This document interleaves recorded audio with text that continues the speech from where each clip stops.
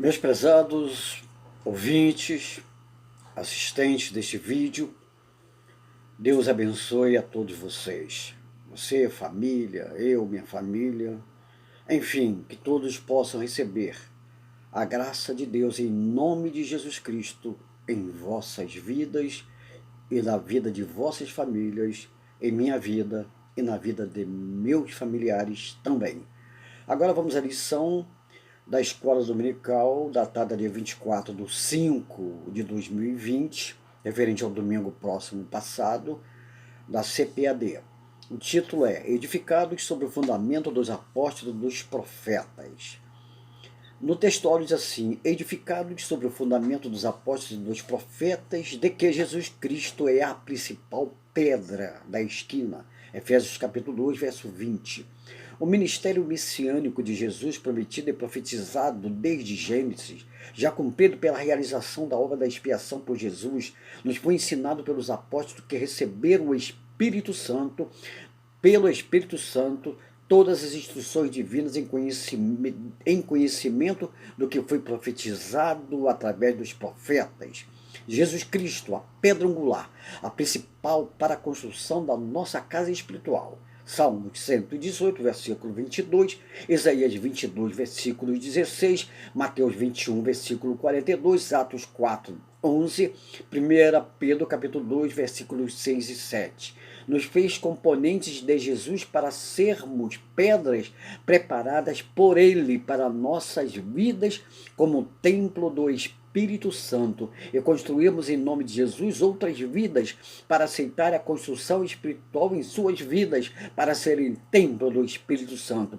1 Pedro capítulo 2, versículo 5, Efésios 2, 22, Colossenses capítulo 2, verso 7, etc. A obra da expiação foi concluída por Jesus, tendo ao terceiro dia ressuscitado para nos dar os fundamentos da casa espiritual eterna por ocasião da nossa redenção. A verdade prática diz assim: Jesus Cristo é a pedra basilar da igreja, que está edificada por meio dos ensinamentos dos apóstolos e do testemunho dos profetas. Efésios capítulo 2, verso 3 é assim: mas agora, em Cristo Jesus, vocês que estavam longe, foram aproximados mediante o sangue de Jesus Cristo, ou seja, pela obra expiatória consumada por Jesus Cristo. Estar longe de Cristo significa estar em impiedade, sob condenação. Só que antes de Cristo vir para realizar a obra da expiação, para nos abençoar com a reconciliação consigo mesmo, a humanidade estava irremediavelmente perdida. Romanos capítulo 3, versículo 23. Mas em Cristo há essa possibilidade. A porta se abre para a reconciliação com Deus. Romanos capítulo 5, verso 12, 6, 23. João 1, 17. 2 Coríntios capítulo 5, 18. Efésios 2,19 diz assim: portanto, vocês já não são estrangeiros nem forasteiros, nem concidadãos dos santos, mas concidadãos dos santos e membros da família de Deus. Todos os povos das nações que não fossem pertencentes a Israel, antes da primeira vinda de Jesus para realizar o ministério messiânico, eram vistos como estrangeiros e forasteiros. Os israelitas se consideravam como somente eles fossem povo de Deus, e isto é verdade relativa pelo fato de que Deus criar essa nação por cumprimento da promessa a Abraão, para a realização do plano de Deus para se revelar à humanidade. Por conseguinte, Jesus veio para desfazer esse equívoco dos judeus e colocou o povo de Israel em situação igual aos gentios ou gregos. Ou seja, deixou de existir no sentido de povo de Deus, o povo não de Deus, e sim o povo, a humanidade, passou a ter os mesmos direitos e responsabilidades de crer e aceitar, ou não crer e rejeitar a obra messiânica de Jesus Cristo. Repetindo, Por conseguinte, Jesus veio para desfazer esse equívoco dos judeus e colocou o povo de Israel em situação igual aos gentios ou gregos. Ou seja, deixou de existir o sentido de povo de Deus e povo não de Deus, e sim o que o povo, humanidade, passou a ter os mesmos direitos e responsabilidade de crer e aceitar, ou não crer e não aceitar a obra messiânica de Jesus Cristo. No caso de crer e aceitar, passa a ter o direito de ser povo de Deus, da família de Jesus, e no caso de não crer e não aceitar, continuará na posição de ímpio, ou continuará na posição de condenado. 1 Reis capítulo 8, verso 27 diz: o poder de Deus não está restrito a qualquer construção humana. 1 Reis 8, 27. Mas será possível que Deus habite na terra? Os céus, ou mesmo os mais altos céus, não podem conter-te, muito menos este templo que construir. Universalmente, quanto ao tempo e espaço, é limitado, portanto não pode conter Deus, muito menos em templo e espaço limitado. Quanto à onisciência e onipresença de Deus, não há lugar que ele não esteja presente e nem há nada que ele não saiba. Pela misericórdia de Deus, ele deseja habitar em cada vida que o receber como Salvador. Atos capítulo 7, 48 diz assim: todavia o Altíssimo não habita em casas feitas por homens, como diz o profeta. Na onipresença de Deus não há lugar que possa ser escondido dele, nem do seu conhecimento, nem da sua presença. O Senhor Jesus não veio para restaurar as coisas, e sim a humanidade, e somente aquelas pessoas que aceitarem a graça de Deus, que têm o privilégio de ter o Espírito Santo habitando em suas vidas. É um direito que Deus dá a cada um. Deus não intervém, não impõe que alguém o aceite, mas convida para os que o aceitem. O Senhor Jesus não veio para restaurar as coisas, e sim a humanidade. Atos capítulo 17, 24 diz: o Deus que fez o mundo e tudo que nele há é o Senhor dos céus e da terra, e não habita em santuários feitos por mãos de homens.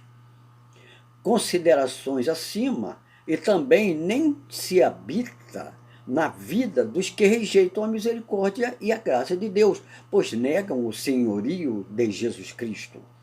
Uma coisa interessante é, Deus pode estar, sim, habitando em templo feito por mãos de homens, desde que ali estejam pessoas fiéis a eles, que tenham aceitado Jesus Cristo como Salvador, congregados em nome de Jesus Cristo. Eles dizem: onde tiver 2 ou 3 reunidos no meu nome, aí eu estarei, ou dentro de um templo, ou fora de um templo.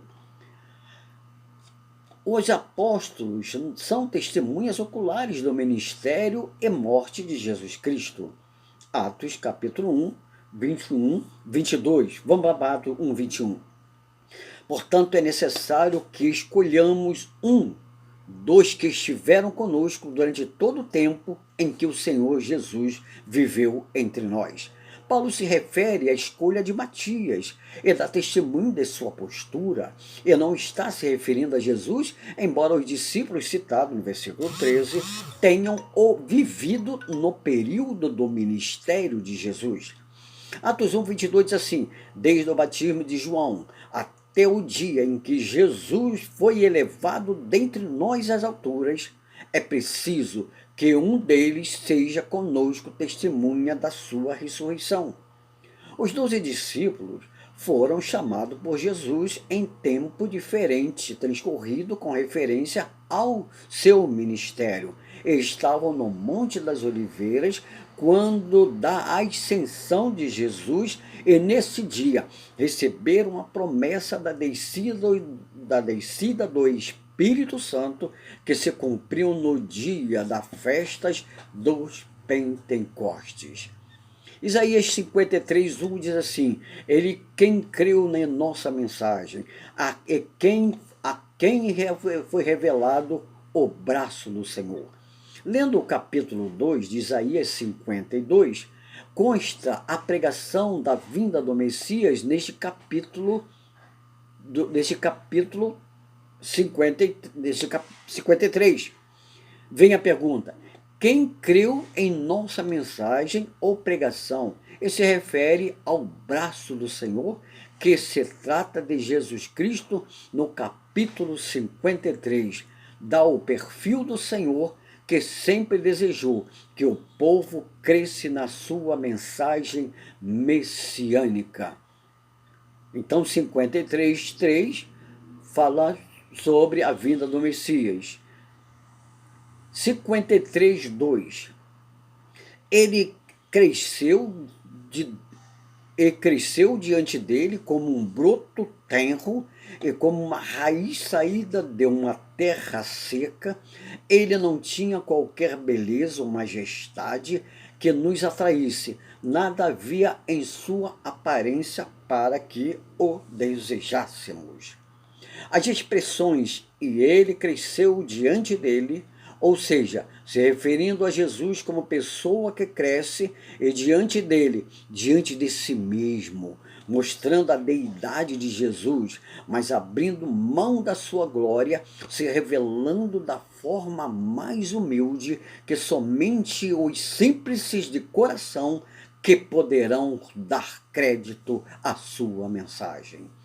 Isaías 53:3, que mencionamos um pouco acima, diz assim: foi desprezado e rejeitado pelos homens, um homem de dores, experimentado no sofrimento, como alguém de quem os homens escondem o rosto, e foi desprezado, e nós não o tínhamos em estima. Muitas pessoas desprezam o Senhor Jesus porque não querem pagar o preço da fidelidade e nem carregar a cruz para seguir o Senhor, enquanto que outros o desprezam em suas soberbas, tanto filosóficas quanto religiosas. Isaías 53:4 diz assim: certamente ele tomou sobre si as nossas enfermidades e sobre si levou as nossas doenças. Contudo, nós o consideramos castigado por Deus atingido e afligido. Nessas enfermidades, nossas enfermidades, não se trata necessariamente de doenças físicas, e sim da enfermidade do pecado, que acarreta opressões e depressões por causa do vírus do pecado que leva à morte, mas a cura em Jesus leva à vida eterna. Pessoas não querem reconhecer que Jesus sofreu todas as humilhações, sofrendo o castigo para nos livrar do castigo eterno, se submetendo às aflições horríveis para nos reconciliar consigo mesmo. Mateus 8:17. Isaías 53:5 diz assim: mas ele foi transpassado por causa das nossas transgressões, foi esmagado por causa das nossas iniquidades. O castigo que nos trouxe a paz estava sobre ele, e pelas suas pisaduras fomos sarados. Jesus mesmo falou: eis que vos dou a minha paz vos dou, não vou lá dou como o mundo a dá. Então Jesus nos trouxe a paz para nossas vidas espiritual. Jesus veio para assumir as consequências das iniquidades de todos, para curar as almas da lepra do pecado e abrindo a porta da salvação. Os que entrarem são curados das consequências do pecado, recebendo a verdadeira paz. Então são o quê? Curados espiritualmente. Isaías 53 diz assim: todos nós, como ovelhas, nos desviamos, cada um de nós se voltou para o seu próprio caminho, para o seu próprio eu, para o seu próprio querer. E o Senhor fez cair sobre ele, Jesus, a nossa iniquidade, a iniquidade de todos nós. Quando se fala em ovelhas, entenda uma referência ao povo de Israel, cuja nação Deus criou para realizar o seu plano de salvação de todos aqueles que em Jesus crerem e também, por extensão, também aquelas pessoas que, da nação de Israel ou não, que buscavam um pastor, mas não encontraram e por isso eram como que ovelhas de suas iniquidades e condenação, dando-se por elas e as que ratificaram as suas buscas por um pastor aceitavam a Jesus como Salvador e Senhor, enquanto que outras preferiram rejeitar essa grandiosa oportunidade de receber Jesus como um pastor. Portanto, ficaram ao léu, nas mãos das raposas, dos lobos. 53:7 de Isaías diz assim: ele foi oprimido e afligido, e contudo não abriu a sua boca. Como um cordeiro foi levado para o matadouro, e como uma ovelha que diante de seus tosqueadores fica calada, ele não abriu a sua boca. Por causa das pisaduras messiânicas de Jesus, em atrozes sofrimentos, nos abriu a porta do perdão e libertação das garras do pecado. Sem se justificar a si mesmo, porque Jesus não precisava se justificar, dizendo não foi eu que errei, não foi eu que pequei, mas ele resolveu, ele assumiu essa postura de sofrer para nos livrar do sofrimento eterno. 53:8 de Isaías diz assim: com o julgamento opressivo ele foi levado, e quem pode falar dos seus excedentes? Pois ele foi eliminado da terra dos viventes, por causa da transgressão do meu povo, ele foi golpeado. Aqui Isaías se referindo ao povo de Israel e na verdade, por todos nós, né? Jesus morreu e ressuscitou para nos salvar, nos outorgando pela sua atitude de abrir a mão da sua glória, veio para nos edificar nele. Isaías 53:9 diz assim: foi-lhe dado um túmulo com os ímpios e com os ricos em sua morte, embora não tivesse cometido nenhuma violência, nem houvesse nenhuma mentira em sua boca. O interessante é que nós, muitas vezes, como se achamos fiéis a Deus, ou somos pastores, evangelistas, presbíteros, e temos os dons, e achamos que nós teríamos que ter uma morte honrosa, uma morte cheia de regozijos para as outras pessoas se honrarem, receber elogios, etc. Jesus não foi nada disso. Ele morreu humilhado, ele morreu zombado, sob zombaria. E nós, ao morrermos aqui nessa terra, ainda que seja uma morte humilhante, uma morte injusta, mas Jesus morreu por nós dessa forma, então nós ressuscitaremos para estar com ele para sempre, né? Às vezes a gente fica pensando, fulano foi servo de Deus tão fiel, morreu daquele jeito, não merecia morrer daquele jeito. Jesus morreu por nós, Jesus foi humilhado até a morte de cruz, né? Como diz o próprio texto que nós lemos aqui, em Isaías 53:9. Jesus não foi enterrado em um túmulo de honra, mas de desonra, porque com os ímpios, ricos ou pobres, foi contado, embora nele não havia erro algum. Isaías 53:10 diz assim: contudo, foi da vontade do Senhor esmagá-lo e fazê-lo sofrer, e embora o Senhor tenha feito da vida dele uma oferta pela culpa, pela minha culpa, pela tua culpa, ele verá sua prole e prolongará seus dias, e a vontade do Senhor prosperará sua mão. Então, a obra de Deus, ela continua frutificando e nós somos frutos da morte de Jesus, porque ele falou que se o trigo não morrer, não nascerá. Jesus morreu por nós e nós morremos por Cristo. Alguém indevidamente pode até interpretar que Deus seria cruel a ponto de fazer mal ao Senhor Jesus.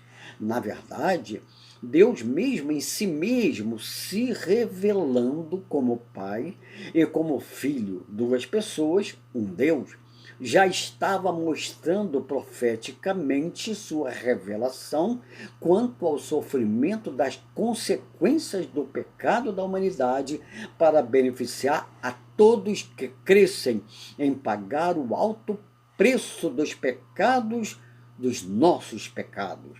Isaías 59, 12, 1 Coríntios 15, 3, Efésios 2, 5, 1 Pedro 2, 24, 1 João 2, 2, 3, 5.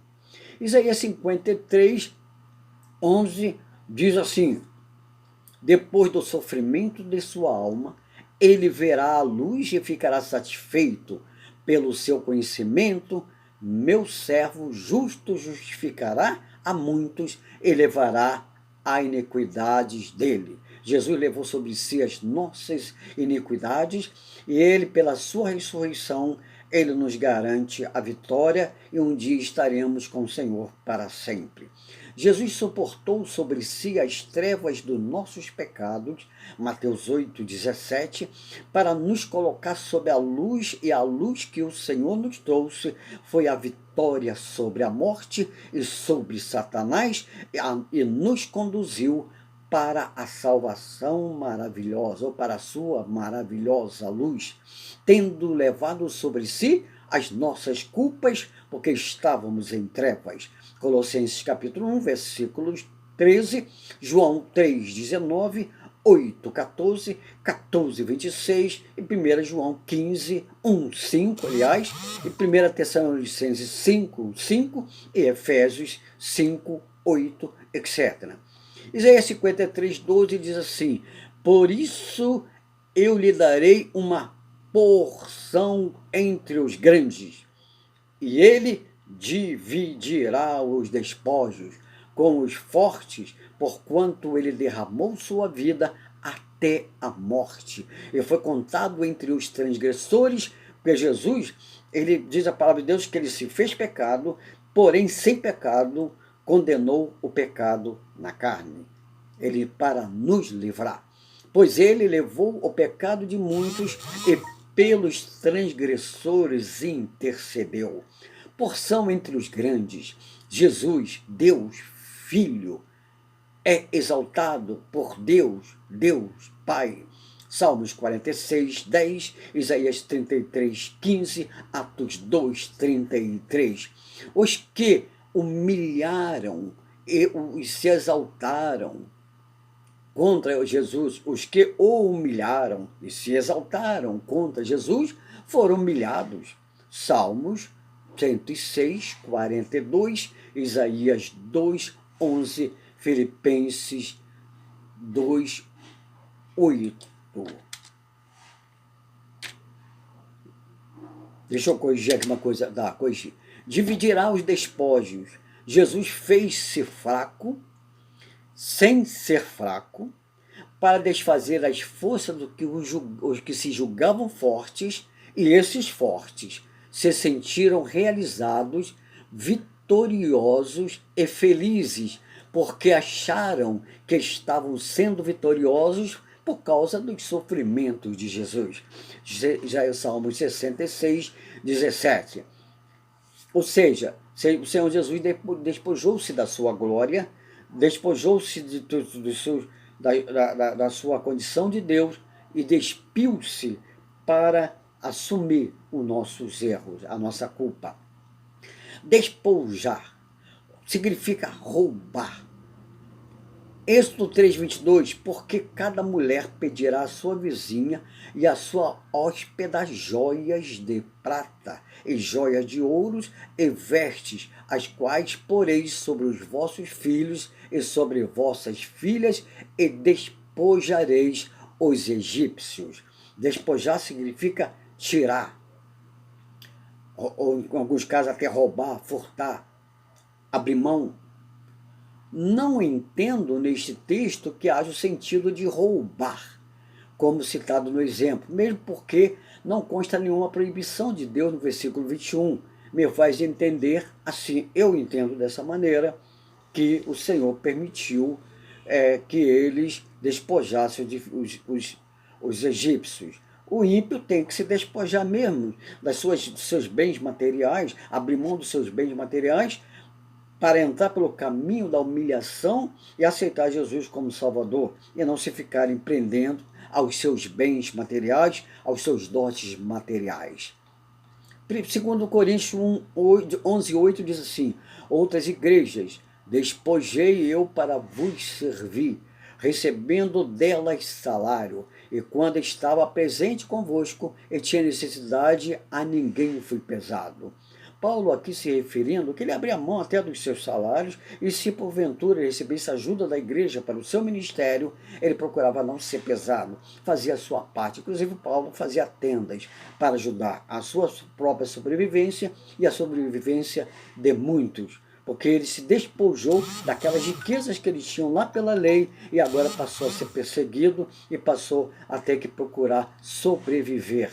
Entendo que o sentido aqui de despojar não tem sentido de roubar, e sim abrir mão do próprio conforto para servir a causa de Deus. Segundo Coríntios, capítulo 11, verso 7. Despojar também significa despir. Mateus 27:28 diz assim: e despindo-o ou cobriram com uma capa de escarlate. O termo despir ou despojar da roupa, tornando o corpo nu literalmente, não tem apenas esse sentido meramente literal, mesmo porque o corpo de Jesus não ficou totalmente nu.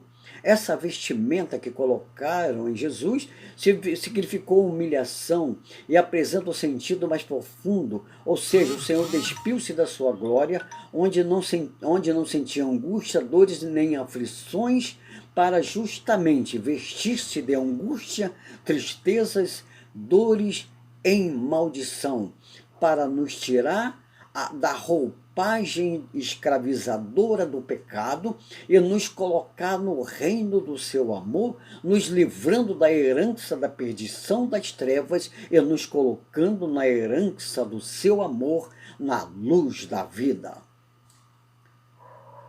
Largar, abandonar, despojar também significa isso, largar, abandonar. Efésios 4:11, que quanto ao trato passado vos despojeis do velho homem que se corrompe pelas concupiscências do engano. Despojar do homem velho, pecador, significa despir-se da vida de pecado, de velho homem, e viver em novidade de vida em Cristo. João 14:23 respondeu Jesus: se alguém me ama, obedecerá minha palavra.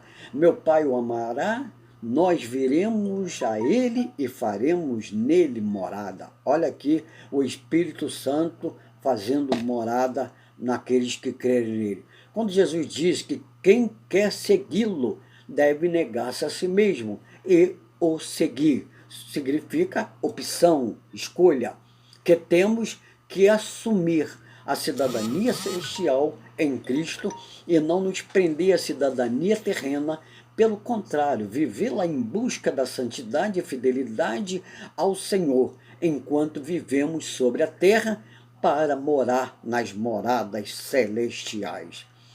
Nessa nossa morada celestial, em corpo incorruptível e imortal, e na nova cidade que Jesus preparou para nós que lhe somos fiéis. Porque ele criou os novos céus e a nova terra para vivermos nele e com ele, na cidadania espiritual. Isaías 65:17, 66:22, João 14:2, 2 Pedro 3:3, Apocalipse 21:1. 1 Coríntios 3:16 diz assim: vocês não sabem que são santuário de Deus e que o Espírito Santo habita em vocês? Deus, o Senhor está falando para os fiéis, para os que aceitaram Jesus como Salvador.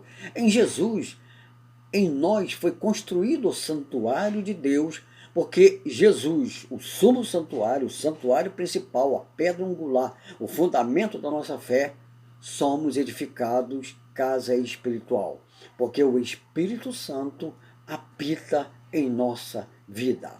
Efésios capítulo 2, verso 20 diz assim: edificados sobre o fundamento dos apóstolos e dos profetas, de que Jesus Cristo é a principal pedra da esquina. Edificados em Cristo, fazemos parte dessa construção do Senhor em nós, porque Cristo é a pedra angular, a pedra básica, o fundamento da nossa fé que sustenta a nossa vida espiritual. Edificados em Cristo, somos seus sacerdotes para pregoando as suas boas novas de salvação, como pedras constituídas por Cristo, cooperamos com o Senhor para a edificação de outros edifícios para a glória do Senhor. Romanos capítulo 8, verso 9, 11. Capítulo 15, verso 16, Atos 7, 48, 1 Coríntios 3, 16, 6, 19. Nós, quando pregamos o Evangelho, estamos trabalhando na construção de edifício espiritual para aquela pessoa para a qual o Senhor Jesus morreu, pela qual o Senhor Jesus morreu, serem edificadas em Cristo. E através da pregação do Evangelho, fazemos discípulos de Jesus. Efésios 2, 21, no qual todo edifício bem ajustado cresce para o templo santo no Senhor. Orar, suplicar e vigiar no Espírito Santo, Efésios 6, 10, 18. Edificados em Cristo, nós, como pedras na construção da vida cristã, nossa casa espiritual tem que estar construída na pedra fundamental, a de ângulo, que é Cristo. 1 Pedro 2, 5, vós também, como pedras vivas, sois edificados como casa espiritual e sacerdócio santo para oferecer sacrifícios espirituais agradáveis a Deus por Jesus Cristo. Então Pedro foi uma pedra. Todos os servos de Deus fiéis são pedras para edificação espiritual daqueles que crerem na pregação do Evangelho. Está ajustado como edifício bem firmado para que, quando vierem as tempestades e enganos, não caia. 2 Pedro 3,17. Vós, portanto, amados, sabendo isto, que de antemão guardai-vos de que, pelo engano dos homens abomináveis, sejais juntamente arrebatados e descaias da vossa firmeza. O Senhor está dizendo: vigiai, orai, para que não caeis em tentação. Efésios 2, 22 diz assim: no qual também vós juntamente sois edificados para a morada de Deus no Espírito Santo. Cristo, nossa rocha, que faz firme a nossa vida como seu templo de adoração, louvor e fidelidade, revestido de Cristo, Gálatas 3, 27, visto que mortos para o mundo, mas vivos no Senhor Jesus Cristo, Romanos 6, 8. Mateus 7, 24 diz assim: todo aquele, pois, que escuta estas palavras e as praticas, assemelhá-lo-ei ao homem prudente que edificou a sua casa sobre a rocha. A nossa rocha é Cristo. Não basta confessar que crê, mesmo porque até o próprio diabo crê. O sentido de crer na Bíblia tem a ver com conversão para ser nova criatura e de dentro para fora. Praticar que é agradável ao Senhor em nossas atitudes. Como está escrito: eis que eu ponho em Sião uma pedra de tropeço, é uma rocha de escândalos, e todo aquele que crê nela não será confundido. Romanos 9, 23. Então, irmãos, creamos no Senhor pela revelação do Espírito Santo. Aí não há como nos enganarem. Pode até nos abaterem, mas nunca derrubarem. tirou-me de um lago horrível, de um charco de lodo, pôs os meus pés sobre uma rocha, firmou os meus passos. Salmos 40, verso 2. Aqui o salmista Davi já profetizando sobre Jesus Cristo. Mateus 7, 25. E desceu a chuva e correm rios e assopram ventos e combateram aquela casa e não caiu. Por quê? Porque estava edificada sobre a rocha, estava edificada em Jesus Cristo. Só o Senhor, só Ele, o Senhor, é a minha rocha, é a minha salvação, é a minha defesa, não serei abalado. Salmo 62, 6. Mas o Senhor é a minha defesa, é o meu Deus, é a rocha do meu refúgio. Salmo 94, 22. Porque todo que é nascido de Deus vence o mundo, e esta é a vitória que vence o mundo, a nossa fé. Tiago fala para nos perseverar na fé, né? Fugir, resistir ao diabo pela fé, e ele fugirá de vós. Mateus 7, 26. E aquele que ouve estas minhas palavras e as não cumpre, compará-lo-ei ao homem insensato que edificou a sua casa sobre a areia. Edificar a casa sobre a areia é a areia do eu, é a areia da soberba, é a areia do conhecimento meramente natural, querer entender Deus através da própria inteligência, da própria religião, da própria cultura. No entanto, só se pode conhecer Deus se for através do Espírito Santo, que nos faz entender a obra messiânica realizada e completada por Jesus na obra da expiação. Para que vós não façais negligentes, mas sejais imitadores dos que pela fé e paciência herdam a promessa. Hebreus capítulo 6, verso 12. E podemos colocar aqui também Hebreus capítulo 11, os heróis da fé. Eu apliquei o meu coração para saber e inquirir e buscar a sabedoria e a razão das coisas, e para conhecer que a impiedade é insensatez e que a estutícia é loucura. Eclesiastes 7, 26. Inquirir, que significa o quê? Eu fazer reflexão constante de como eu devo proceder, naquilo que eu estou acertando, melhorar, naquilo que eu estou errando, me consertar. Estutícia é sinônimo de imbecilidade, parvoíce, tolice, estutícia. Então não podemos ser insensatos. O ímpio é estutícia, ele usa de estutícia para nos enganar. Mas nós não estamos no campo da estutícia, porque nós não somos insensatos, nós somos vigilantes em Cristo. E desceu a chuva, e correram rios, e assopraram ventos, e combateram naquela casa, e caiu, e foi grande a sua queda. Estou lendo aqui Mateus 7, 27.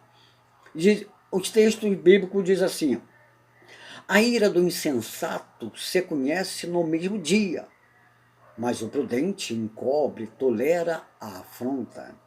O insensato, ele cai em suas tolices, mas o prudente, Deus dá sabedoria diante das situações que tanto tentam derrubar a sensatez do cristão. Mas em Cristo, a nossa sensatez deve prevalecer, ainda que por momentos o nosso lado humano leva a falar e a cometer insensatez, mas como nós temos Cristo na nossa vida, nós sempre estamos, como eu disse um pouquinho anterior, naquilo que erramos, procurar nos consertar, e naquilo que não erramos, procurarmos melhorar.